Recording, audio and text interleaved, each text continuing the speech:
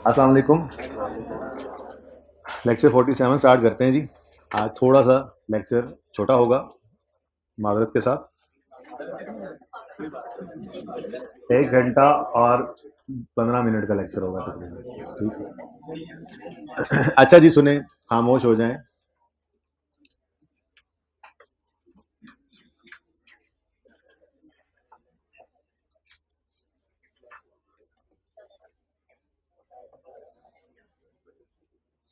MCQs IS 23 के discuss होने से रहते हैं, सबसे पहले वो डिस्कस कर लें।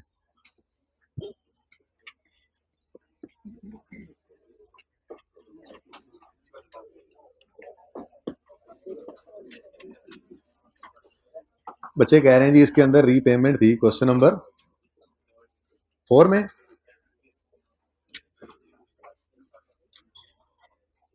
4 में या 5 में? नहीं, क्वेश्चन बैंक 4 और 5 हो गए थे, हो गए हैं। ओके, चलें। बहरहाल मैंने ये पिछली क्लास में आज डिस्कस नहीं किया, कोई मसला होगा तो कल कर लेंगे डिस्कस, ठीक है। MCQs करते हैं।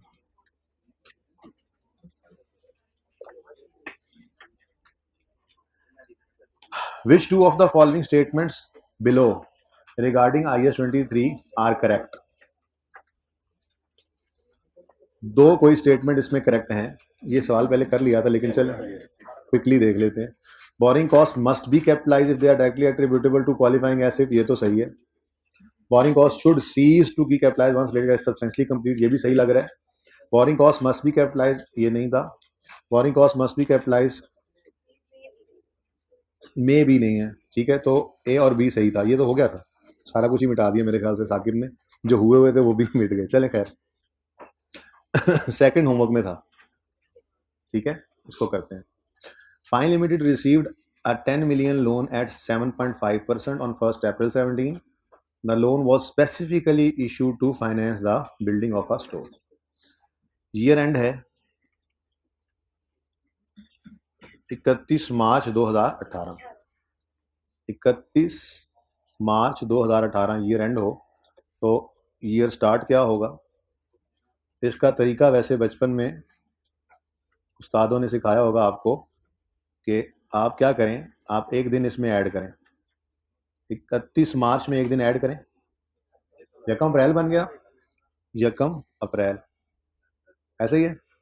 अच्छा, अब ये है 18, इसमें से एक साल माइनस कर दें तो इस तरह से आपके 12 महीने बन जाते हैं। मैंने कहा बता दूं। अच्छा चलें, ये हमारा साल है, यकम अप्रैल 17 से 31 मार्च 18। फाइन लिमिटेड ने साल के पहले ही दिन लोन ले लिया। अब बैंक ने तो इस दिन से इंटरेस्ट लेना शुरू कर देंगे। लोन रिसीव्ड 1 अप्रैल, स्पेसिफिक है।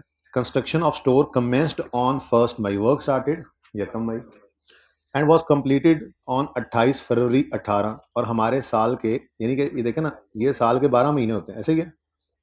इसमें हमने काम शुरू किया यहाँ पर 1 मई को, ऐसे ही है, और ख़त्म हो गया काम यहाँ पर 28 फरवरी पे।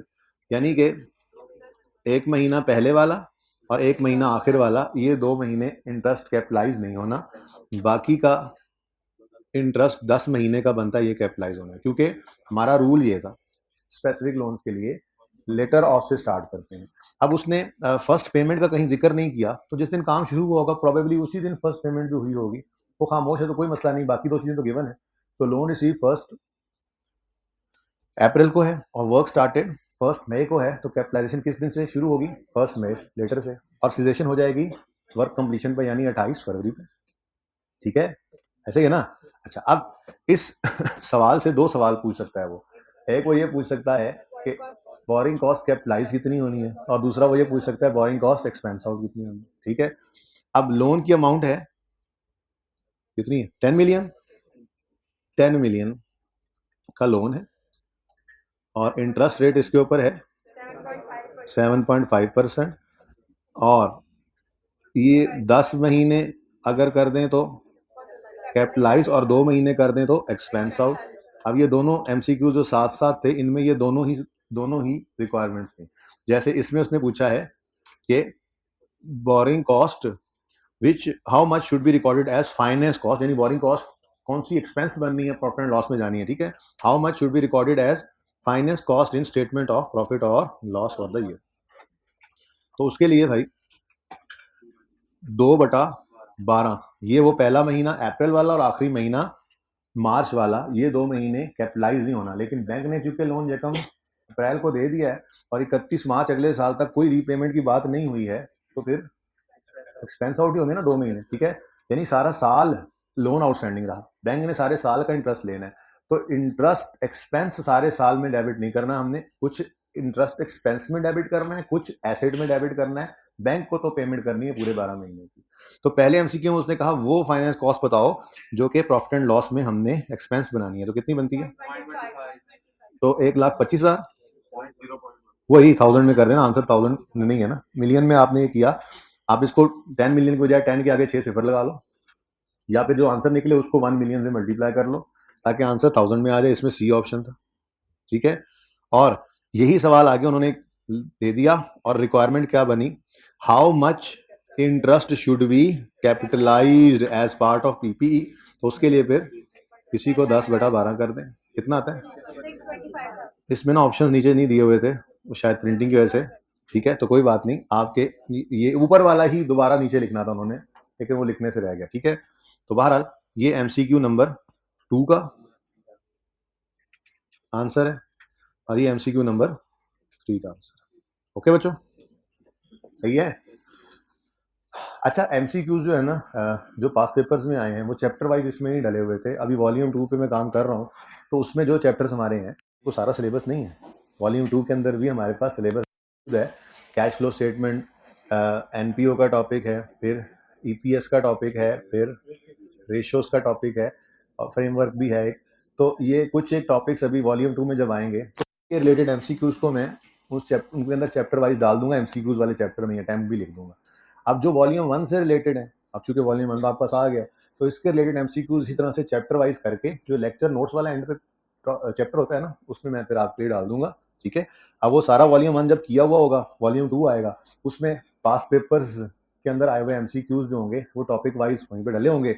वो आप एक दिन बैठ के सारे कर लोगे, रिवीजन भी एक तरह की हो जाएगी। जिस दिन वॉल्यूम 2 आपके पास आएगा मैं कहूंगा ये सारे करो ना, ठीक है ना। तो वो पास पेपर्स में जितने एमसीक्यूज आए हैं वो भी इंशाल्लाह हम कर लेंगे डिस्कस, लाने चाहा तो, ठीक है। अच्छा जी, तो 2 और 3 हो गए जी, कोई मसला है तो पूछ लें। चलें आगे। 4, an entity decided that not all of the funds raised were needed immediately and temporarily invested some of the funds for 1 month before the construction started।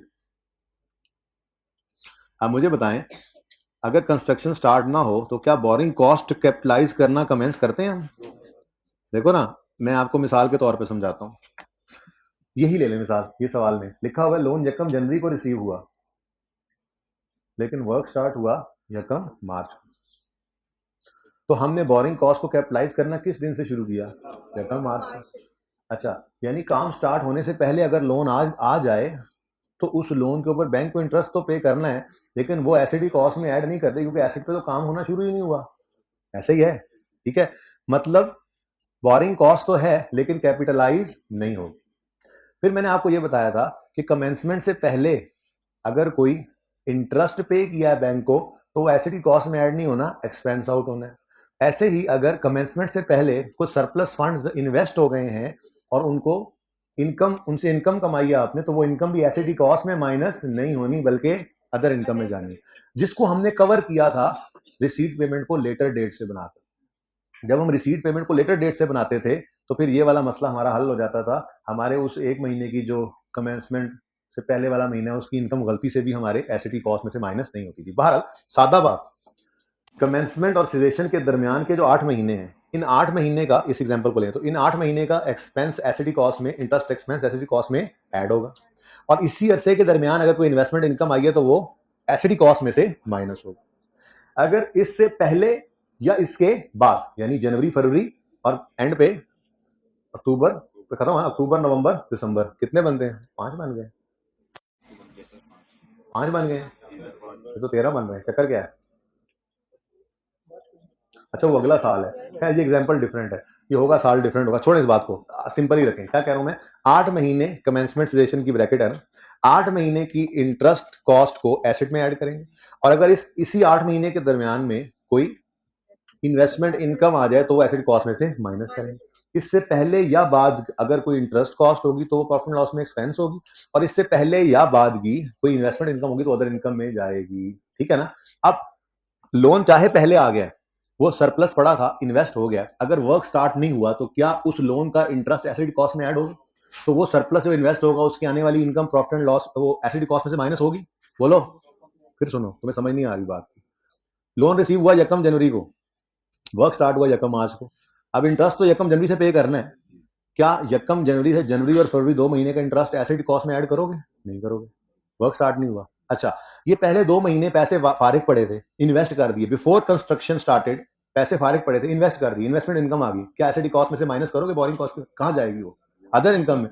बस ये यहाँ पे लिखा हुआ जी, वो 7 बनते हैं। ठीक है, छोड़ो उसको, छोड़ो, वो सवाल गुजर गया, जो भी बात की। ये सामने आपके क्या है, entity decided that not all funds raised were needed immediately and temporarily invested some of the funds for 1 month before construction started।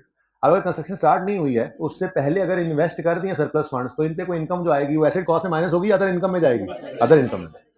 Earning 40,000, ठीक है जी, ये बिफोर कंस्ट्रक्शन स्टार्टेड इन्वेस्ट किया हमने और हमने कमाया इससे 40,000। How should 40,000 be accounted for in financial statements?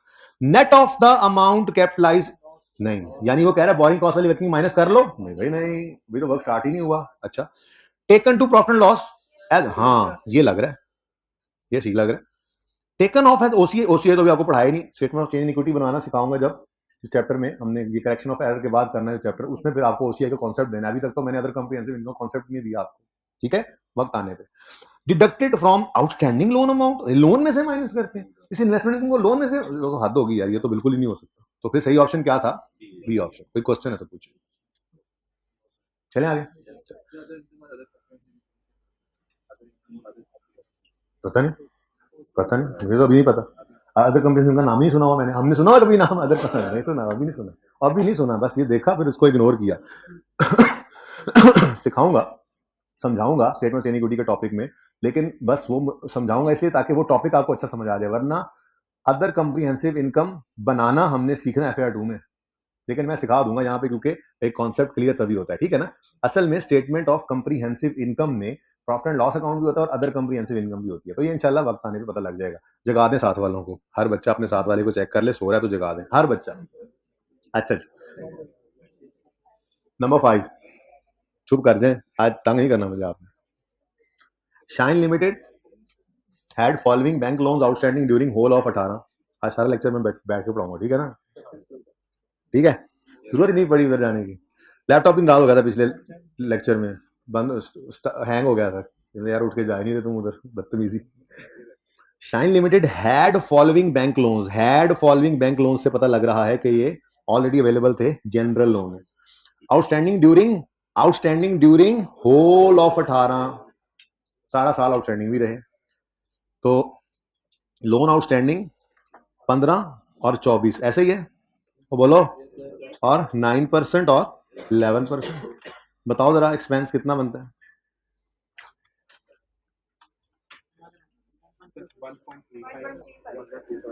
दूसरा टोटल 3.99 इंटरेस्ट आ गया, और 30 रेट निकालना है, तो 3.99 डिवाइडेड बाय 39 इंटू 100, 10.23%, ठीक है, क्योंकि जनरल लोन है। आपको मैंने एक जुमला भी लिखवाया था कि स्पेसिफिक लोन हो तो हम लोन की अमाउंट पे इंटरेस्ट रेट लगाते हैं, जनरल लोन हो तो एक्सपेंडिचर की अमाउंट पे इंटरेस्ट रेट लगाते हैं। अगर एक ही जनरल लोन हो तो वही रेट, और अगर मल्टीपल लोन्स हो तो एवरेज रेट। अब यहाँ पे 2 लोन्स थे तो हमने चूंकि जनरल थे एवरेज रेट निकाल लिया, तो 10.23, ठीक है। SL began construction of qualifying asset on 1 April 18। भाई हमें इसका क्या करना है जनरल लोन के केस में? कंस्ट्रक्शन स्टार्टेड का क्या करना है? वर्क स्टार्टेड लोन शीट, ये स्पेसिफिक लोन के लिए होता है। जनरल लोन के लिए रूल क्या है?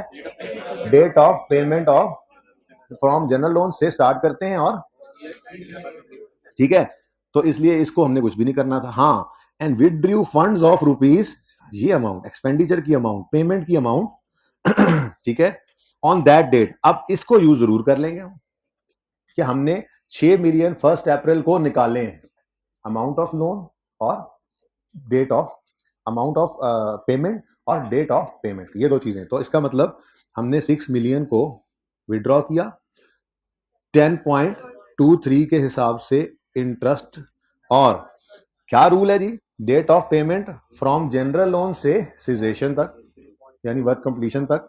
और वो कह रहे हैं ऑन यकम अगस्त, ओहो अच्छा एक और आ गया, कहीं पे लिखा नहीं हुआ कि किस दिन काम खत्म हो रहा है, तो इससे ही लग रहा है कि ईयर एंड आ गया लेकिन काम खत्म नहीं हुआ, तो फिर ईयर एंड पे सब कुछ रोक देंगे, ठीक है ना। कि वो ये कह रहे हैं कि Shine limit had following loans outstanding, इतने और इतने परसेंट वाला अमाउंट आ गई। SL began construction of qualifying asset on 1 April and withdrew 6 million on that date to fund construction.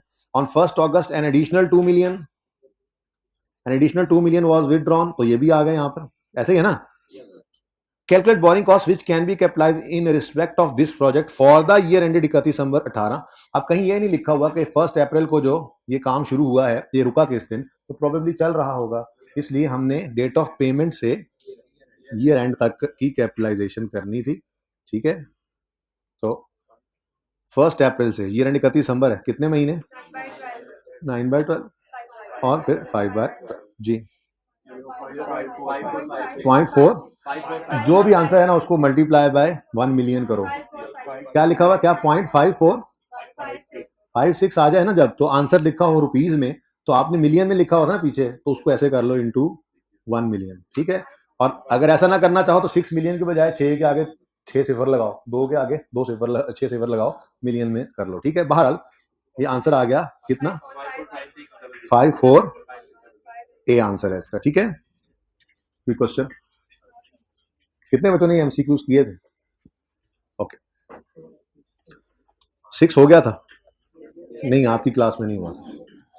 Jazz limited has borrowed 24 million to finance building, है तो specific, to finance borrowed 24 million to finance, तो फिर building की construction को finance करने के लिए लिया तो स्पेसिफिक लोन है।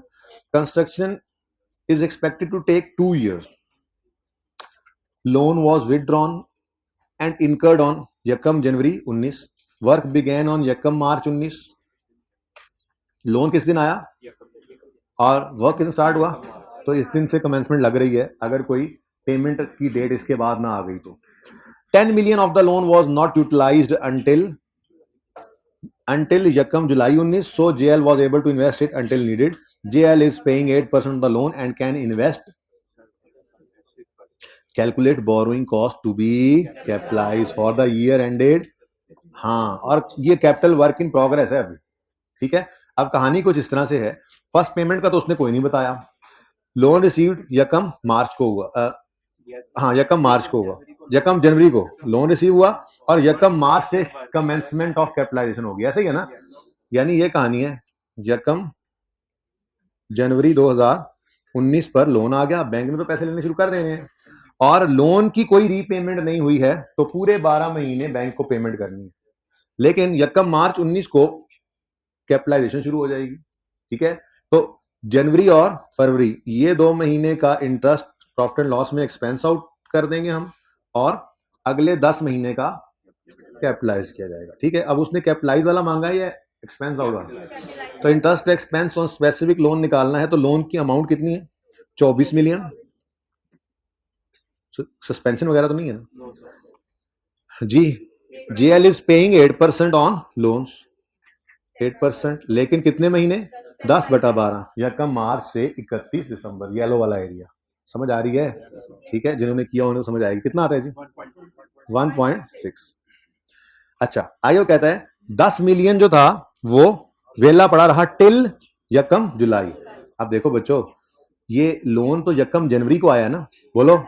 अब यकम जनवरी से यहां तक 30 जून तक, यकम जुलाई 30 जून एक ही बात होती है ना, ठीक है। यहां तक ये पैसे वेले रहे और इन्वेस्ट कर दिए, इन्वेस्टमेंट इनकम आएगी, बोलो। ये सारी की सारी इन्वेस्टमेंट इनकम यहां से माइनस कर दें, क्यों? यकम मार्च, हाँ जी, यकम मार्च से तो कैपिटलाइजेशन स्टार्ट हो रही है, तो फिर यकम मार्च से ही इसको इन्वेस्टमेंट इनकम में माइनस करना है। पहले 2 महीने का एक्सपेंस प्रॉफिट एंड लॉस में जाएगा और पहले 2 महीने की इन्वेस्टमेंट इनकम भी प्रॉफिट एंड लॉस में जाएगी। समझ आ रही है? बोरिंग कॉस्ट से कंफर्टेबल हो गए हो ना? चलो शुक्र है। तो 10 million less investment income 10 million 6 able to 6%, ये कह रहा था ना यहाँ पे 6 surplus funds can be invested at 6%, और पूरे 6 महीने इधर ले लेंगे। नहीं, 2 महीने कहाँ जाएंगे? अदर। डन जी, बोले तो आंसर आ गया 1.4। आंसर मिलियन में नहीं है तो 1.4 इंटू 1 मिलियन करो, 14 लाख आ गया। और ए ऑप्शन, ठीक है। Okay, number 7, a company has, भाई यहां तक को मसला तो नहीं है, सब साथ है ना। A company has following loans in place through out the year. Following loans in place थे, जिससे लग रहा है कि ये जनरल लोन्स हैं, ऑलरेडी थे, स्पेसिफिकली ऑब्टेन नहीं किए, ठीक है। और ये थ्रू आउट द ईयर रहे हैं, तो आउटस्टैंडिंग भी यही अमाउंट हो गई, ठीक है। तो मैं इसको कह सकता हूँ ये लोन आउटस्टैंडिंग है। बोलो, लोन आउटस्टैंडिंग।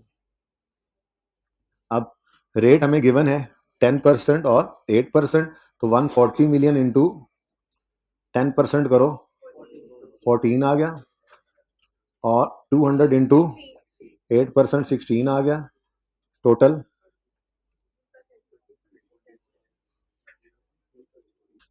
जी 30 और 340। तो rate 30 divided by 340 into 100 is equal to 8.82%। अच्छा, ऑन यकम July 18 50 million were drawn down for construction, तो 50 मिलियन पेमेंट है इनटू एवरेज रेट 8.82% इनटू, अब कहीं पे ये नहीं लिखा हुआ क्वालिफाइंग एसिड कंप्लीट हो गया, तो फिर 31 दिसंबर तक ले आओ इसको, 6/12 2.2 million, D option.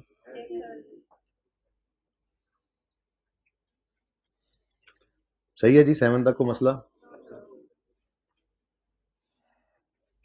8, an entity uses funds from its general borrowings to build a new production facility. Details of entity's borrowing are shown below. General borrowings हैं, ठीक है जी, 2 loans हैं। The entity used 12 million of these funds to construct facility which was under construction for the entire year. कितना capitalise होगा? तो जी जो 12 million use किया, इस पर रेट लगाएंगे यहाँ से एवरेज निकाल कर, ओके। और ये किस दिन विड्रॉ किया 12 million which was under construction for entire year? बोले जी, बोले। Entity uses funds from its general borrowing to build a new facility. Details of entity's borrowing are shown below. The entity used 12 million of these funds to construct the facility which is under construction for the entire year. पूरा साल construction होती रही, तो मतलब पैसे फिर probably साल वो पहले दिन ही निकाले होंगे ना जब काम शुरू किया होगा। जी भाई जाग रहे हैं ना, भाई काम शुरू होता है तो पैसे देते हैं ना, ठीक है। तो अगर वो कह रहा है पूरा साल काम होता रहा और हमने 12 निकाले हैं और खामोश है, तो ये अज्यूम करेंगे ना कि वो पहले दिन निकाल के पैसे पकड़ाए होंगे और फिर वो काम शुरू हो गया होगा। तो इसलिए इसको 12/12 कर लेना, ठीक है, हो जाएगा। तो क्वेश्चन है इसमें तो पूछ सकते हैं, ओके बट चले आगे। असल में तो ऐसे एमसीक्यूज होते हैं काम के। विच of the following is not considered a borrowing cost? Interest expense, interest तो बोरिंग कॉस्ट ही होती है, जैसे भी कैलकुलेट किया, interest expense is a borrowing cost. बोलो, फाइनेंस चार्जेस ये भी बोरिंग कॉस्ट ही होती है, एक ही बात है, ठीक है। सी को बाद में पढ़ते हैं। डी, प्रिंसिपल, गलत। प्रिंसिपल रीपेमेंट, तो प्रिंसिपल रीपेमेंट लोन रीपे हो रहा है, क्या ये इंटरेस्ट है?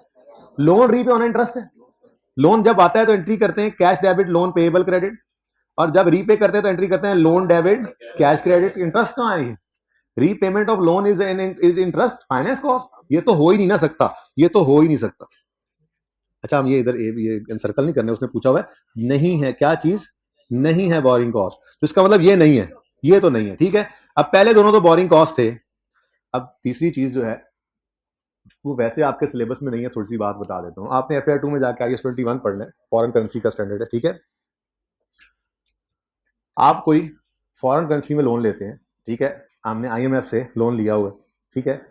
अब वो फॉरेन करेंसी लोन है, तो एक्सचेंज फ्लक्चुएशन उस लोन को डिस्टर्ब करते हैं। अगर अगर एक्सचेंज, हाँ, वो जैसे खान साहब कहा करते कि $1 बढ़ता है तो अरबों रुपए का लोन बढ़ जाता है। तो क्या है, फॉरेन करेंसी में अगर को आपने लोन ले रखा है तो एक्सचेंज रेट के चेंज होने से वो लोन भी बदलता है, ठीक है। अच्छा, फिर आप IS 21 में FAR 2 में जाकर पढ़ेंगे कि interest expense, foreign currency loan का इंटरेस्ट एक्सपेंस एवरेज रेट पे रिकॉर्ड कर लेते हैं, लेकिन इंटरेस्ट की पेमेंट स्पॉट रेट पे होती है। अभी एक्सचेंज रेट वाली बात है जो आपको समझ नहीं आ रही, ठीक है। तो एवरेज रेट पे एक्सपेंस रिकॉर्ड हुआ, पेमेंट हुई स्पॉट रेट पे, तो कुछ डिफरेंस गेन लॉस का एक्सचेंज की वजह से भी आता है, FAR 2 में जाके समझ आएगी, ठीक है। यहां पर सिर्फ उन्होंने ये बात की है कि इंटरेस्ट एक्सपेंस से रिलेटेड अगर कोई एक्सचेंज गेन लॉस भी आए, खर्चा बन जाए एक्सचेंज रेट के चेंज होने से, तो वो भी क्या होती है, वो भी बोरिंग कॉस्ट ही होती है। वो यहाँ पे ये बता रहे थे। इस पूरी बात में ना आपको सिर्फ इतनी सी बात ही समझ आ जाए तो काफी है। Exchange difference arising from foreign currency borrowings to extent that they are regarded as adjustment to interest cost की एडजस्टमेंट है, बढ़ना या कम होना। तो ये क्या है, जो बोरिंग कॉस्ट है, interest cost is borrowing cost, ठीक है। तो ये तीनों ही बोरिंग कॉस्ट हो सकते थे। और वैसे भी उसने कहा था कि क्या नहीं है, तो हमें तो डी ही लगा, डी तो क्लियर कट बोरिंग कॉस्ट नहीं है। तो जो चीज एक समझ थोड़ी सी नहीं आती, वो शायद ये एक्सचेंज डिफरेंस वाली है, उसकी वो मजबूरी ये है कि आपने पढ़ा नहीं हुआ, ठीक है। लेकिन जुगाड़ तो लग ही सकता है, इंटरेस्ट कॉस्ट तो लिखा हुआ है ना। लेकिन कॉस्ट की एडजस्टमेंट क्यों होती है, मैंने आपको कहा कि हम फॉरेन करेंसी के लोन के इंटरेस्ट को एवरेज रेट पे रिकॉर्ड करते हैं और पेमेंट हम स्पॉट रेट पे करते हैं। अब ये बातें FAR 2 में समझ आएंगी। इतनी सी बात से समझ आ गई कि एक्सचेंज डिफरेंस की वजह से इंटरेस्ट कॉस्ट में एडजस्टमेंट आई, तो इंटरेस्ट कॉस्ट बढ़ी या कम हुई, तो ये बोरिंग कॉस्ट ही है ना, बढ़ना या कम, ठीक है ना। तो इसलिए ये भी बोरिंग कॉस्ट है। ओके, सही है। Question number 10, when activities to prepare an asset for its sale or use. ये for its sale or use का क्या मतलब होता है? हम बिल्डिंग बना रहे हैं, क्वालिफाइंग एसेट बनाने के बाद खुद यूज करनी है, ये PPE बनेगा। जैसे कल सवाल के अंदर हमने क्या नाम था वो, हाँ, CWIP कल ही किया ना ये सवाल, कौन सा, बेल वाला, ठीक है, घंटी वाला। तो capital work in progress, building बन रही थी तो कैपिटल वर्क इन प्रोग्रेस था।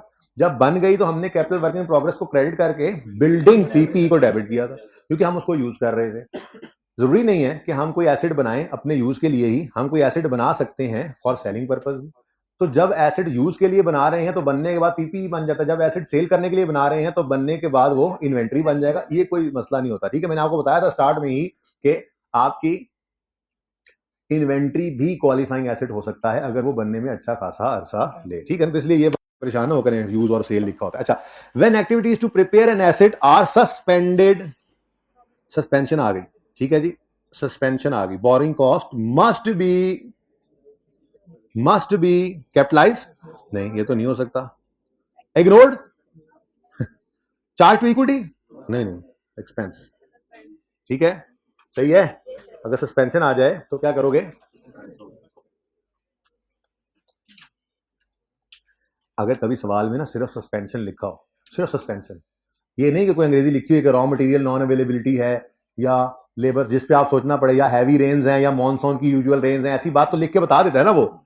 लेकिन अगर सिर्फ लफ्ज सस्पेंशन लिखकर छोड़ दे तो फिर क्या अज्यूम करना, फिर हमेशा नॉन रूटीन। अगर सिर्फ लफ्ज सस्पेंशन लिखा हो, सिर्फ लफ्ज सस्पेंशन लिखा हो, तो अगर सिर्फ लफ्ज सस्पेंशन लिखा हो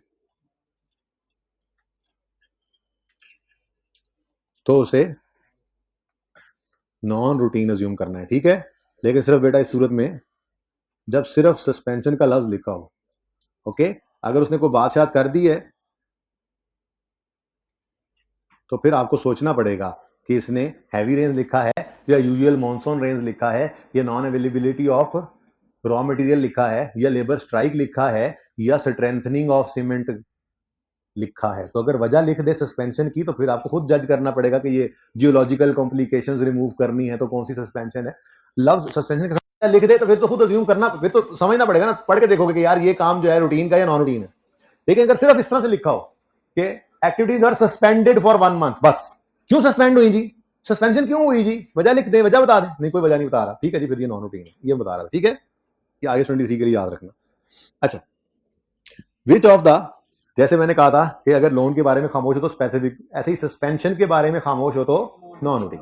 okay, which of the following is not a condition to commence capitalisation. Commencement of capitalisation होती है letter of loan receive, work started, payment for construction. Loan receive, loan का आना, काम का शुरू होना और पहली पेमेंट का हो जाना, ठीक है, ये कमेंसमेंट की शर्तें हैं। इनमें से लेटर में हम स्टार्ट करते हैं, ठीक है ना। वो कह रहा है कौन सी नहीं है शर्त, कौन सी शर्त नहीं है। एक्सपेंडिचर आर बीइंग इनकर्ड, ये फर्स्ट कंस्ट्रक्शन पेमेंट, ये क्या है, ये तो है। Borrowing cost are being incurred, interest incur होना शुरू कब होता है, शुरू इंटरेस्ट इनकर होना कब शुरू होता है, ना ना ना ना ना लोन आए, भाई सही कह रहे हैं। और इंटरेस्ट इनकर होना कब शुरू होगा, जब बैंक ने लोन देना है तो इंटरेस्ट एक्रू होना, इनकर होना शुरू हो जाएगा, ठीक है। तो borrowing cost are being incurred का मतलब लोन रिसीव, लोन रिसीव होगा तो बोरिंग कॉस्ट इनकर होने लग जाती है, ये भी शर्त है। Repayment of borrowing was commenced, borrowing की रीपेमेंट यानी लोन की प्रिंसिपल अमाउंट की रीपेमेंट कहीं पे लिखा हुआ है, letter of loan received, loan repaid, loan repaid कहीं लिखा हुआ है, बोलो, तो लोन का रीपे होना शर्त नहीं है। अच्छा, activities to produce the asset for intended use और sale have commenced, work started, work started, ठीक है, ये भी शर्त है। तो इसका मतलब ये 3 शर्तें हैं। उसने क्या कहा था, बताओ कौन सी शर्त है या कौन सी नहीं है, नॉट अ कंडीशन, सी, ठीक है। Ghazi Limited is constructing an office building and is capitalizing borrowing costs in accordance with IS 23. The office is almost complete. The only remaining work is to install furniture. और furniture कोई building थोड़ी है, furniture building, building तो बन गई है। तो इसलिए क्या करो, is GL allowed to continue, आपको डोंट नो, आप लिख दो डोंट नो, हमें नहीं पता। नहीं भाई, is GL allowed to continue capitalization? No, they are not allowed to continue capitalization of borrowing cost because building is, office building is complete. Furniture को बिल्डिंग थोड़ी है, बिल्डिंग बन गई है, बस करो अब, ठीक है, सही है, ठीक है।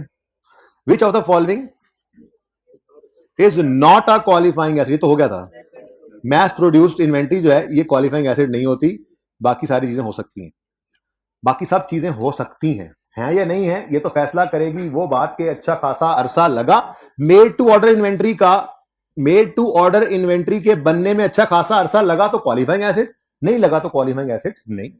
मैन्युफैक्चरिंग प्लांट के इंस्टॉल होने में अच्छा खासा अरसा लगा, क्वालिफाइंग एसेट, नहीं लगा तो क्वालिफाइंग एसेट नहीं, हो तो सकता है ना। इन्वेस्टमेंट प्रॉपर्टी इसके बाद आ रहा है इंशाल्लाह, ये भी मैंने कहा था क्या होता है, ये प्लाजा हम बना के किराए पे देते हैं, इन्वेस्टमेंट प्रॉपर्टी है। अब प्लाजा बनाते हुए अच्छा खासा अरसा लगा, क्वालिफाइंग एसेट नहीं लगा, बना बनाया खरीद लिया तो क्वालिफाइंग एसेट नहीं। तो ये तीनों तो हो सकते हैं। उन्हें भी लिखा था विच of the following is not, वो कहते हैं कौन सा क्वालिफाइंग एसेट हो ही नहीं सकता। मैस प्रोड्यूस इन्वेंट्री ऐसी चीज है कि जो आपको अच्छा खासा पक्की, मैस प्रोड्यूस का मतलब ही क्या है, मैस में प्रोड्यूस हो रही है। मैंने कहा एक दिन के अंदर 10,000 यूनिट बना देते हैं आपका प्लांट, आप रॉ मटेरियल डालते हैं, मशीन चलाते हैं, लेबर खड़ी होती है, ये सारे काम कर रहे हैं, मशीन चल रही है, आउटपुट निकल रही है, मशीन मैस प्रोड्यूस इन्वेंट्री वो हो ही नहीं सकता। वो तो एक घंटे के अंदर कितने यूनिट्स बन जाते हैं, एक दिन तो दूर की बात और कई दिन छोड़ दो। तो मैस प्रोड्यूस इन्वेंट्री होती है, वो आइडेंटिकल आइटम्स होते हैं, वो मैस के लिए प्रोड्यूस किए जाते हैं, वो मेड टू ऑर्डर इन्वेंट्री नहीं है कि जो हो सकता है अच्छा खासा अरसा ले जाए बनने में। तो mass produce inventory is not a qualified asset. Okay, ये सस्पेंडेड, इसके साथ मैंने यूं भी लिखा था और असल में साकिब सारा कुछ ही मिटा गए, जो की हुई बात थी वो भी। अगर लिखा हो सवाल में capitalisation of borrowing cost should be ceased, तो फिर हम कहेंगे जब सारा काम पूरा हो जाए तो रोक दो। लेकिन अगर सस्पेंडेड की बात करें तो उसमें तो फिर सस्पेंशन तो रूटीन वाली ही होती है, नॉन रूटीन वाली ही होती है, जिसमें बोरिंग कॉस्ट को रोकना होता है, ठीक है। खैर पढ़ते हैं, capitalisation of borrowing cost should be suspended, रोक देंगे, खत्म नहीं कर देंगे, सीज नहीं कर देंगे, खत्म करना, सीज करना वो और बात है। सस्पेंशन होता है आर्जी तौर पे थोड़ा सा, ठीक है, आपने पॉज किया जी। कैपिटलाइजेशन को सस्पेंड कर दें when substantially all the activities necessary to prepare qualifying assets for intended use और सेल आर कंप्लीट। नहीं जी, ये अगर सीज का लफ्ज लिखा होता तो फिर ये ऑप्शन सही था, ना समझो, यूं लिखा होता ना, capitalisation of borrowing cost should be ceased, तो फिर ये ऑप्शन सही था। बात समझ रहे हो, ये बात समझ आई है। पढ़ने वालों को क्या सोने वालों को भी आ गई? सोने वालों को भी समझ आ गई? थोड़ी हिम्मत कर लो यार, क्या हो गया, ये जरूरी काम है। अच्छा, capitalisation of borrowing cost should be suspended during a temporary delay which is necessary part of process of getting an asset ready. ये तो रूटीन है, इसको तो रूटीन सस्पेंशन कहते हैं। तो रूटीन सस्पेंशन हो तो क्या आप सस्पेंड करते हैं? सीज का तो सवाल ही पैदा नहीं होता ना, सस्पेंशन ही है। लेकिन अगर सस्पेंशन रूटीन की हो तो इसको इग्नोर करते हैं। बोलो, यानी capitalisation of borrowing cost should be suspended during routine suspension? नहीं, नहीं रोकते हम, चलने देते हैं। तो ये भी नहीं। तीसरा, अब फिर ऑल ऑफ द अबव तो काट दो। जब पहले दो नहीं है तो ऑल ऑफ द अबव तो नहीं ना हो सकता, ठीक है? फिर रह कौन सा गया? सी। खैर सी का भी पढ़ लेते हैं। देखो, आपकी बिल्डिंग ने 6 महीने में बनना था, 1 महीना रॉ मटेरियल अवेलेबिलिटी की नॉन अवेलेबिलिटी की वजह से सस्पेंशन हो गई, नॉन रूटीन है। अब बिल्डिंग बनने में 7 महीने लग गए। बोलो, 7 महीने लगे ना, 6 महीने में बिल्डिंग ने बनना था, 1 महीना लेबर स्ट्राइक पे चली गई, नहीं काम हुआ, नॉन रूटीन है। अब 6 महीने वाली बिल्डिंग 7 महीने में बनी। बोलो, तो ड्यूरिंग एक्सटेंडेड पीरियड्स का मतलब ये था जो मैंने आपको बताया, ठीक है ना जी। Capitalisation of borrowing cost should be, ऊपर से पढ़ेगा, capitalisation of borrowing cost should be suspended during extended period in which active development is interrupted. बिल्कुल ऐसे ही होता है, एक्सटेंडेड पीरियड होते ही तब है जब नॉन रूटीन सस्पेंशन आ जाए। वैसे भी 3 तो 9 हो ही गए थे, इसी ने ही यस होना था, तो सी ऑप्शन सही है। पूछ ले, को सवाल है तो, नहीं तो फिर बस कर दें सोने की। अब 2-3 बच्चे तो पक्के ही सो रहे हैं, पता नहीं, नींद पूरी करके आया करें प्लीज। बड़ी मुश्किल से आपको पढ़ाने आते हैं उस्ताद, पता है आपको, आप सोते ही रहते हैं। Which of the following statement is correct in the context of if funds have been arranged from various general borrowings, the amount to be capitalized is based on weighted average cost of borrowing? ये तो सही लग रहा है। Capitalisation borrowing cost में general loans के लिए यही करते हैं ना। Capitalisation always commences as soon as expenditure of interest is incurred? नहीं, मतलब हमेशा ऐसा होगा कि फर्स्ट पेमेंट से कमेंसमेंट होगी? नहीं, फर्स्ट पेमेंट पहले हो जाए और लोन बाद में रिसीव हो, फिर लेटर हो गया ना लोन रिसीव, तो ऑलवेज नहीं। हाँ, मे भी होता तो फिर सोचते। Capitalisation always continues until asset is brought into use? नहीं, ऑलवेज तो नहीं कंटिन्यू होती, अगर बीच में नॉन सस्पेंशन आ जाए तो रोकनी पड़ती है। Capitalisation always commences as soon as borrowing cost are incurred, यानी लोन रिसीव होते ही लाजमी है कि कैपिटलाइजेशन शुरू हो जाए। तो ये तीनों ने ना आके काम खराब किया, ठीक है। अगर यहाँ पे मे के साथ लफ्ज यूज करा तो हम परेशान हो जाते। तो ये तीनों गलत हैं, सिर्फ ए सही लग रहा है मुझे कि विच of the following is correct in context of borrowing cost, तो वो पहले वाला है, ठीक है।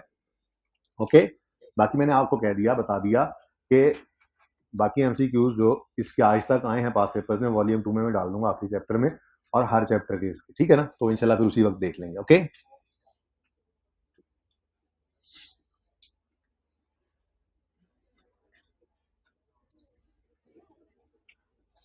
अच्छा जी, एक तो आपने ये क्वेश्चन 6 और 7 होमवर्क में लिख लें, करना है। पेज नंबर है जी 476।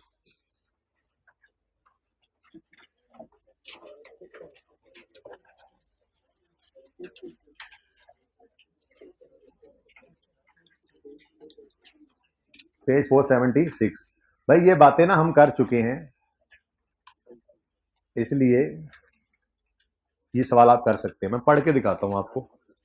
The government grants a company a cash of 12,000, एक भी कॉमा नहीं लगाया इन्होंने, 12,000 on 1 January 2011।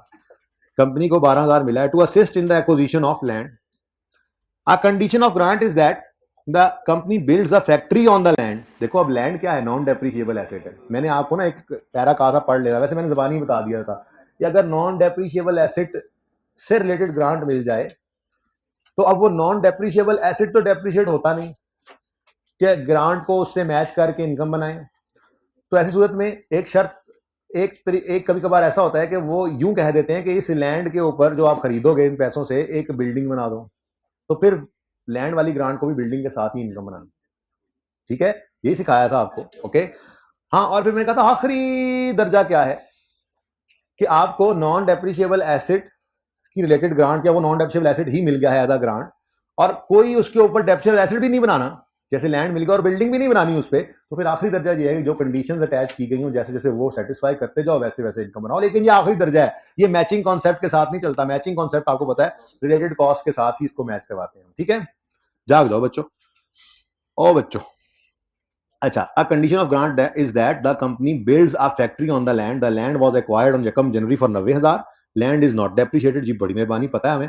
The factory was completed on 31 March 11, total building cost है 3 लाख जो कि पे की गई कैश में on this date, was available for use immediately and has a useful life of 3 साल।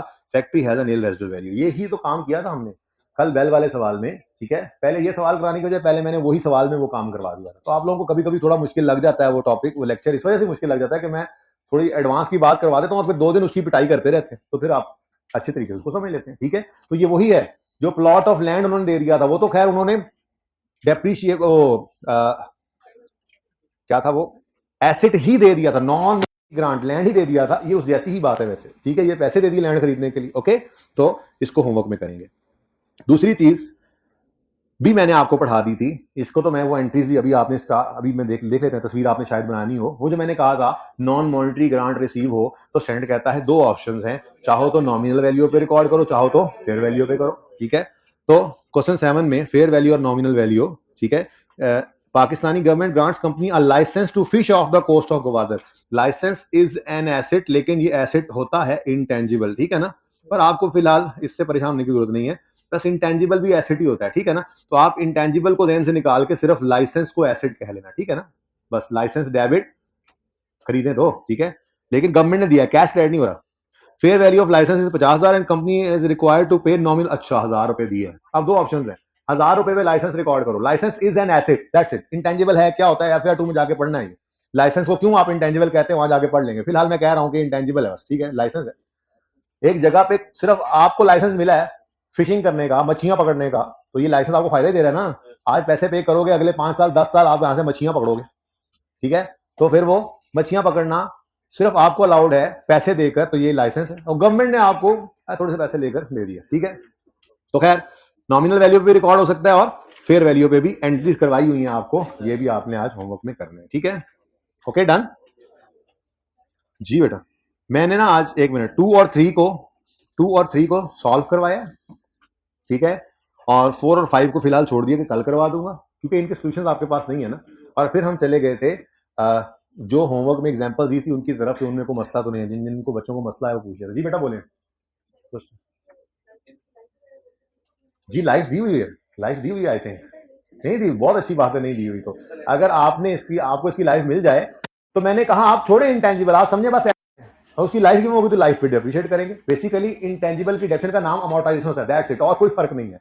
बाकी वैसे ही होता है, बस उसको अमोर्टाइजेशन कहते हैं। जहां कहना होगा कह लेंगे, आपको नहीं देगा वो लाइफ, अगर लाइसेंस देगा तो। ठीक है, दे दे तो डेप्रिशिएट कर देना। ठीक है, अच्छा जी, ये क्वेश्चंस आपके होमवर्क में थे 2, 3, 4, 5। ये 1 भी होमवर्क में आपने करना है।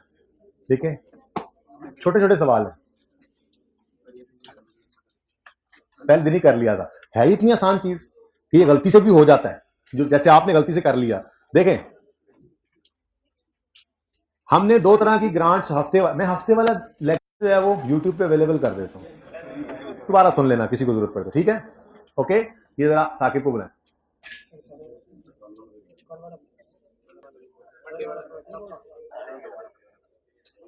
कल वाला भी कर लें, सारे ही करा दें फिर। अच्छा, तुम पास हो जाओगे, मैं कल वाला लेक्चर कर दूं अपलोड। तो पास होके दिखाओगे मुझे, हैं? हो जाओगे पास इंशाल्लाह, हो जाओगे, होके दिखाना है पास को। साकिब को बुलाएं जी, दोनों करा दें जी, हफ्ते वाला भी करा दें, सोमवार वाला भी करा दें। और भाई खादम छुट्टी नहीं करनी, जिन्होंने छुट्टी करनी है ना उनको, यार ये हफ्ते वाला लेक्चर जिसमें गवर्नमेंट ग्रांट शुरू किया था और मंडे वाला जिसमें घंटियां बजाई थी, बैल वाला सवाल, वो कल वाला, कल था मंडे ट्यूसडे। अच्छा चले ठीक है, सुने जी, हफ्ते वाला लेक्चर जो जिसमें गवर्नमेंट ग्रांट स्टार्ट किया था और बेल वाला सवाल जो कल कराया था, ये दोनों यूट्यूब पे अपलोड करा था। और सर मेरे लैब नहीं, सॉरी मंडे वाला क्यों, जाओ भाई जाओ भाई। देखो ऐसे सरप्राइज में कोई अपलोड हो जाना, वो मेरे दिल करेगा तो कर दूंगा, ये थोड़े जिस दिन आपने छुट्टी करनी आ गया ऐसा हो। वो सिर्फ इसलिए मैं हफ्ते का करवा रहा था कि हफ्ते वाले दिन थोड़ा ना मेन पोर्शन यही है, ग्रांट रिलेटेड टू इनकम और एसेट, काफी ज्यादा सारा, ठीक है। सिर्फ रह पेमेंट ही गया, आधे घंटे का काम था, लेकिन आज सिर्फ इसलिए नहीं करवाया कि बच्चे जरा आज संभल, ठीक है। लग रहा था उनको कि जी मसला है, बेल वाला सवाल तसल्ली से कर लें, कोई मसला नहीं। पास पेपर का एक सवाल भी होमवर्क में दिया, इंडस फार्मा लिख लो, ठीक है। अच्छा, ये बहुत आसान है, सुनो ये क्या है। इससे पहले इधर आओ, government grant related to expenses भी हमने किया था और रिलेटेड टू एसेट भी हमने कर लिया था। फिलहाल मैं एक्सपेंसेस की बात ही करता हूं, क्योंकि ये दोनों सवाल जिनका मैंने सोल्यूशन क्लास में किया है, ये एक्सपेंस वाला था, और एसेट वाला अगले दो सवाल हैं, वो फिर मैंने फिलहाल लिखा नहीं। तो ग्रांट रिलेटेड टू एक्सपेंस हो तो दो तरह की होती है। एक वो ग्रांट जो for future cost to be incurred, जो ये वाला सवाल हमने किया था 11वां। आज 10 मिलियन रिसीव हो गया था, आज 2002 में 10 मिलियन रिसीव हो गया था 60 में, और ये 2, 3, 4, 5 वाले साल के खर्चे की मद में था। तो ये एक्सपेंस से रिलेटेड ग्रांट रिसीव हुई थी, लेकिन ये एक्सपेंस अभी फ्यूचर में हमने इनकर करने थे। तो फिर हमने क्या सीखा था इसमें, ये जो सीखा था, जो करना था वो तो कर लिया होगा ना इसमें। किधर गया वैसे, किधर गया ये। तो ग्रांट रिलेटेड टू एक्सपेंसेस में for future cost to be incurred की जो ग्रांट थी, उसके अंदर हमने क्या किया था, अभी दो सवाल भी करने ही है, रिवाइज भी हो जाएगा। जिस दिन ये पैसे आए थे, चूंकि ये फ्यूचर कॉस्ट से रिलेटेड थे, तो जिस दिन ये पैसे आए थे उस दिन हमने इनको लायबिलिटी बनाया था, ठीक है। और फिर जैसे जैसे वो related cost expense, related expense profit and loss में जाता गया था, प्रोपोर्शनेट बेसिस पे हम इस लायबिलिटी को भी इनकम में डालते थे। आगे दो ऑप्शन थे, डायरेक्ट इनकम। डायरेक्ट अप्रोच क्या थी, एक ग्रांट इनकम फेस पे शो करो, आंखें ना बंद करो, ग्रांट इनकम फेस पे शो करो। माजरत बेटा, मैं थोड़ा तबीयत खराब नहीं खड़ा हो पा रहा, समझ नहीं कि आप एक दो बच्चे जो है ना पूरी कोशिश कर रहे हैं आज के हम सो लें। ये येलो शर्ट वाले भाई, ये जैकेट वाले भाई, इधर एक दो बाजियां भी हैं ऐसे ही, ठीक है। तो पूरी कोशिश है इनकी कि हम सो लें आज, ठीक है। प्लीज ऐसा ना करें आज। नहीं वो अब उसने पढ़ना शुरू कर दिया, मेरे उसका कल मायदा हो गया था, अब वो पढ़ने लग गया कल से। अब नहीं उसको कुछ कहना, आपने वो पास होकर दिखाएगा इंशाल्लाह, देगा पेपर। अब पहले नहीं भी दे तो अब देगा पेपर, हाँ। अच्छा, ये अभी कर लेते हैं दोबारा रिवाइज। बहरहाल इसमें था कि लायबिलिटी बना लो आज, और इनकम में बैंक को डायरेक्टली फेस पे नजर आए इनकम, या रिलेटेड एक्सपेंस को कम करके इनडायरेक्टली छुपा के इनकम रिकॉर्ड कर लो। ये हमने कर लिया था, इसको रिवाइज भी करके। लेकिन कभी कभी ऐसा होता है कि गवर्नमेंट कोई रीइंबर्समेंट करती है of a pass cost already incurred. हमने एक कॉस्ट पास में इनकर की थी, गवर्नमेंट ने कहा बड़ा अच्छा काम किया था आपने, हमें बड़ा पसंद आया, अब हमारी तरफ से ये पैसे इस खर्चे की मद में हमारी तरफ से ये रख लें, हमारी तरफ से तोहफा है आपके लिए। अब कोई condition satisfy match set violate होगा अगर हम उसको आज ही रिकॉर्ड कर लें। भाई हमने कौन सा फ्यूचर में इस कॉस्ट को अभी इनकर करना है कि इसको रोक के लायबिलिटी बना के रखें। तो अगर कभी reimbursement of past cost already incurred हो जाए, तो उसको इमीडिएटली जैसे ही रिसीव हो प्रॉफिट एंड लॉस में एज एन इनकम रिकॉर्ड कर लेना है। तो अगर reimbursement of past cost already, ये क्या है, ये क्या है, future cost to be incurred, इसकी ट्रीटमेंट अच्छी खासी थी, पढ़ ली थी हमने। ये क्या है, reimbursement of past cost already incurred. अगर ऐसा कुछ हो जाए तो जब पास्ट कॉस्ट इनकर हो चुकी है उसकी मद में को पैसे आ जाए, तो उसको आपने इमीडिएटली प्रॉफिट एंड लॉस में इनकम के तौर पर रिकॉर्ड कर लिया। तो इमीडिएटली इमीडिएटे लाए, immediately record it as in को में in profit and loss, immediately recorded as income in profit and loss when received। जैसे ही रिसीव हो आप उसको प्रॉफिट एंड लॉस में एज एन इनकम रिकॉर्ड कर लो, ठीक है जी, ओके। अब आप ये भी होमवर्क में कर सकते हैं जी, ये दिखा दो। ऐसे ही यहां पर एसेट रिलेटेड ग्रांट भी, तो टेबल मैं तो कहता हूं बनाए ही तब, तस्वीर तब लें जब ये पूरा हो जाए। अभी तो पूरा नहीं हुआ ये टेबल जी। क्यों क्यों बेटा, किसने पूछा कल छुट्टी, क्यों?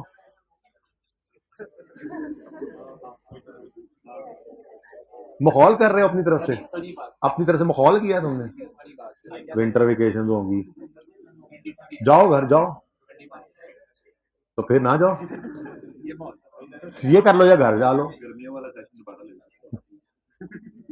हाँ, फिर सर्दियों में अगर घर जाने का दिल कर रहा है तो गर्मी वाला सेशन दोबारा ले लेना, फिर लेक्चर मिस हो गया।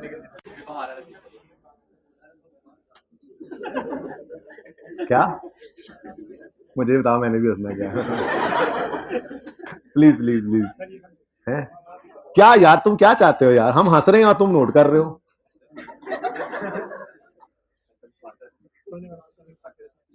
हाँ यार, तुमने क्लास के बाद बता देना, मैं बाद में अकेले हंस लूंगा। बता दो देना किस बात पे तुम लोग हंस रहे थे।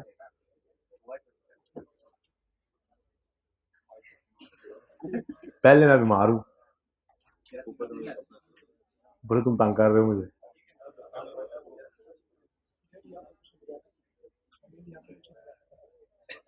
अल्लाह से होता है ना, उससे कुछ होता जो नहीं।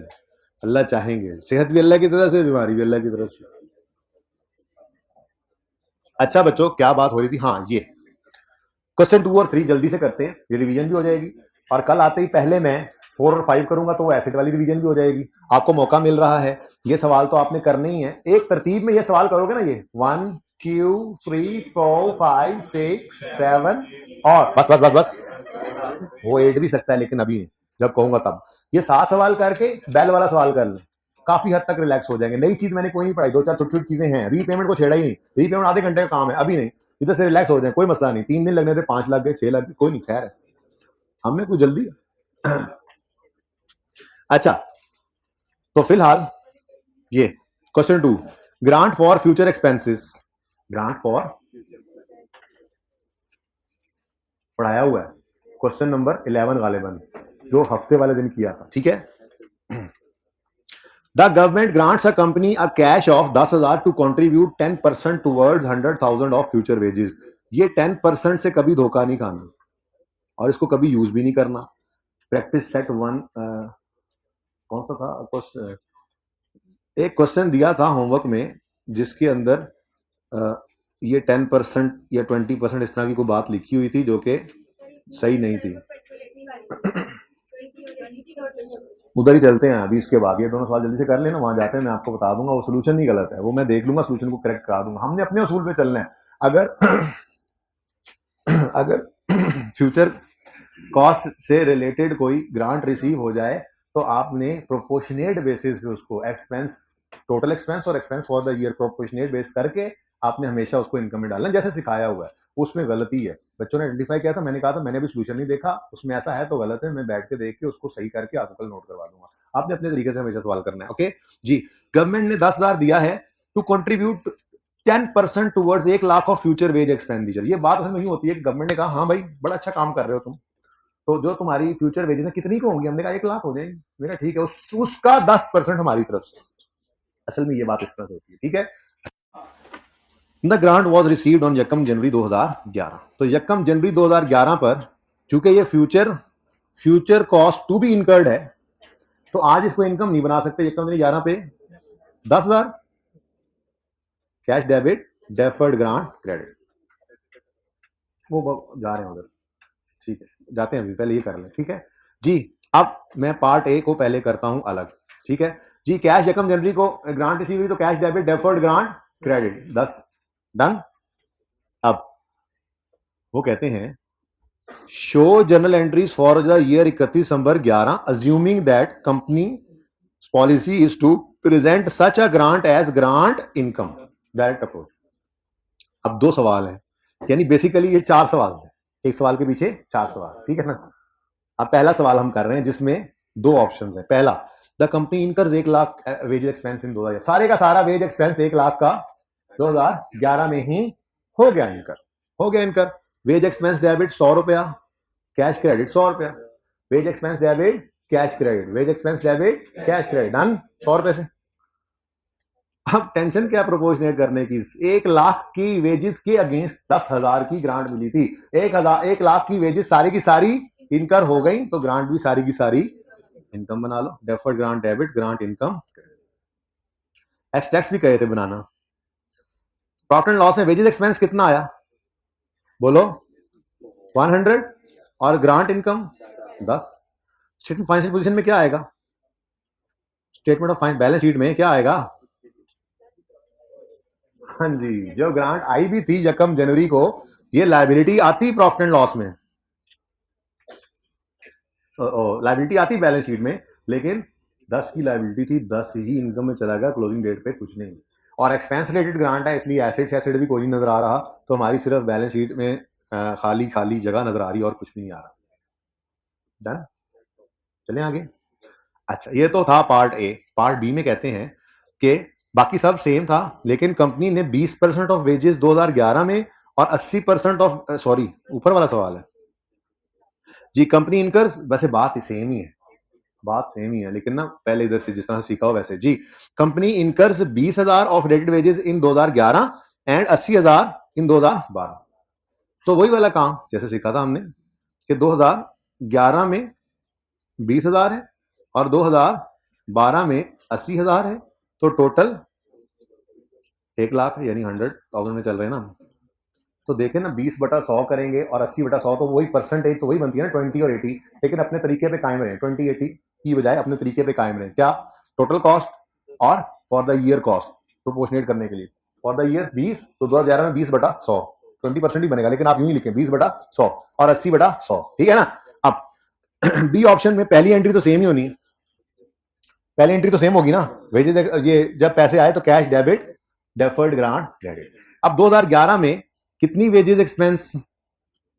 20 की इनकम हो गई। अब ग्रांट इनकम कितनी बनेगी? ग्रांट इनकम जी, टोटल कितनी ग्रांट रिसीव हुई थी? 10।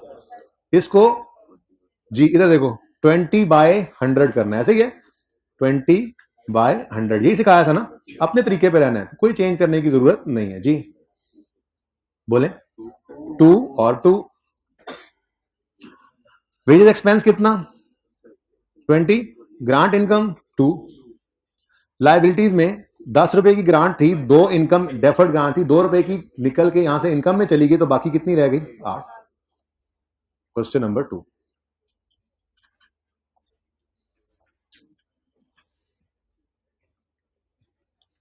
वो मसला, तो आज हिम्मत करके ना बच्चों, एक सीटिंग में बैठ के ये जो क्वेश्चन है ना 1 2 3 4 5 6 7 ये कर लेने हैं और बेल वाला सवाल कर लेना है इंशाल्लाह।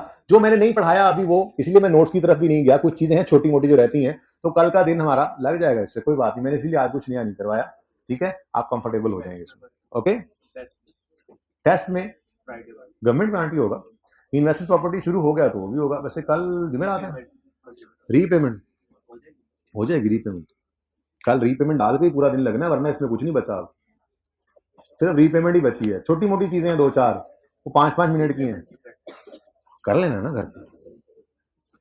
रीपेमेंट टेस्ट में ही डालूंगा, और बताओ, उसके बगैर भी मैं रुलाऊंगा। अच्छा जी, क्वेश्चन नंबर 3,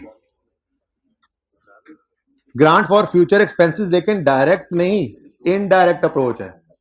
इनडायरेक्ट अप्रोच का मतलब क्या होता है जी? कि आपने डायरेक्टली इनकम रिकॉर्ड नहीं करनी, रिलेटेड एक्सपेंस को कम कर लेना है। तो सारा सवाल सेम है। यकम जनवरी 2011 में 10 रुपए की ग्रांट रिसीव हुई, लाइबिलिटी बनाई आपने। 31 दिसंबर 11 पर ऑप्शन ए, पूरे 1,00,000 का एक्सपेंस कर दिया, तो पूरे 10 को इनकम में ले जाओ, लेकिन इनकम में ले जाओ, इनकम में डायरेक्ट मत ले जाओ, बल्कि रिलेटेड एक्सपेंस को ही क्रेडिट कर लो। अब इसीलिए तो इसको इनडायरेक्ट अप्रोच कहते हैं कि ग्रांट इनकम अलग से नजर नहीं आती, ठीक है, लेकिन ये वेजेस एक्सपेंस 100 से डेबिट कर रहे हैं और 10 से एक्सपेंस को ही क्रेडिट कर रहे हैं, तो नेट में 90 का एक्सपेंस आ रहा है, ठीक है ना। यहां पे भी 100 और 10 90 बनता था नेट में, वो डायरेक्ट अप्रोच थी, इनडायरेक्ट की है रिकॉर्ड इनकम, लेकिन एक्सपेंस को कम करके, एक्सपेंस को कम कर लिया ना, फायदा ही है ना ये भी।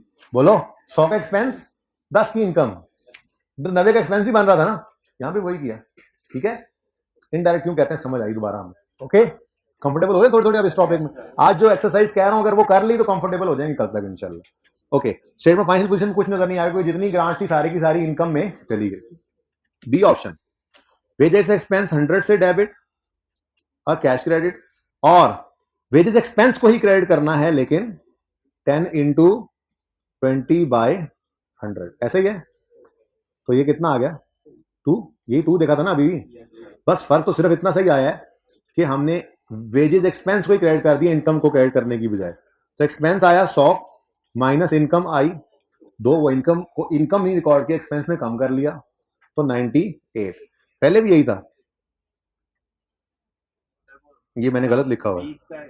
ओ अच्छा अच्छा अच्छा, सॉरी सॉरी, 20 का एक्सपेंस जी, कितना 18, तो यहां भी 18 ही था नेट में। खैर, और ग्रांट 10 की थी, 2 की प्रॉफिट लॉस में चली गई, तो बाकी 8। तो ये दोनों ही सवाल हो जाते हैं इस तरह से जी।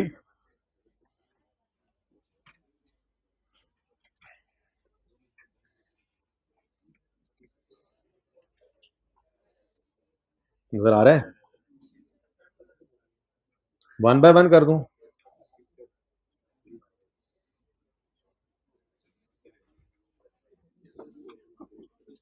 ये %2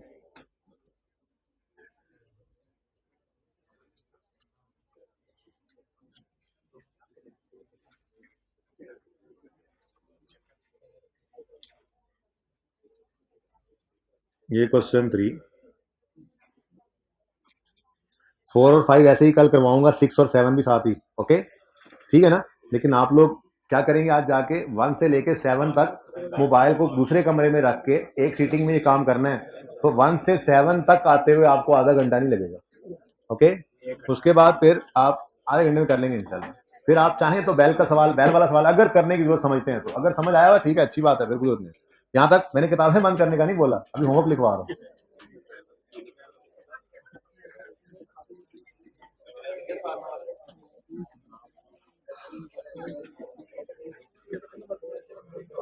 अच्छा जी, ये प्रैक्टिस क्वेश्चन 1 है, इसमें थोड़ा सा मसला सोल्यूशन में आया है, देख लें जरा इसको। यहां पर भी ऐसी बात लिखी हुई थी, पेज नंबर है 228, एफसीसी लिमिटेड। अभी भाई 2-3 मिनट है मेरी क्लास में, ऐसे ना करें, आप लोगों ने बंद कर लिया। खामोश हो। पेज 228 पे, FCC limited is a company that manufacture UPS, blah blah blah blah, सारी बात होती रही। Awarded a government grant of 1.5 lakh on Yakam January Act 6. The grant was given to FCC Limited to subsidize 20% of future wages. ये वही बात है जैसे यहां पर लिखा हुआ था जी, हाँ, ये to subsidise 10% towards 1 lakh future wages, subsidise 20% of future wages, ठीक है ना? तो ये ऐसी ही बात थी। सोल्यूशन में ना उन्होंने क्या किया हुआ है कि 1.5 लाख का 20%, ऐसे ही किया हुआ है। 2 लाख का, वो पता है इसमें मसला क्या हुआ?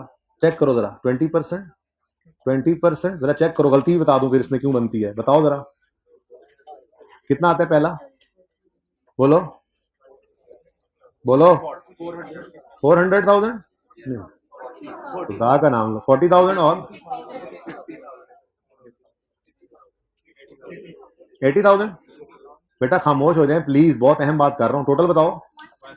1, ये देखो 170,000 ग्रांट इनकम रिकॉर्ड कर रहे हैं आप, ऐसा ही है। जबकि ठहरो, जबकि 850 अगर फ्यूचर वेजेस हैं तो इनका 20% लो बनता कितना है? 850 का 20% लेना जरा है, 1 लाख नहीं बनता, 850 का 1,70,000 हो गया। अच्छा सुनो सुनो, बन गया, यानी आपने ग्रांट कितनी रिकॉर्ड की?